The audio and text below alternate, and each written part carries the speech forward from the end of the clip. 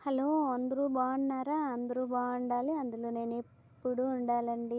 దేవుణ్ణి ఎప్పుడూ కోరుకుంటా అందరూ బాగుండాలని.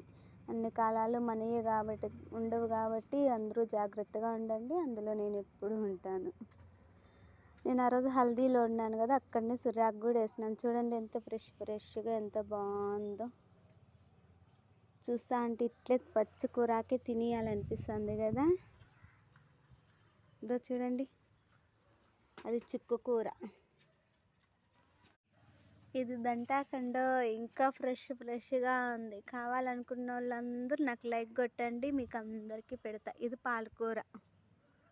చూసారా, నాకు కూర కంటే ఎంత ఇష్టమైందో. అందుకే దేవుడు కూడా నాకు ఇంత అందంగా పండించినాడేమో నేను చేసే పంటలో. చూడండి, చల్లగాలికి ఎంత బాగుందో, ఫ్రెష్గా.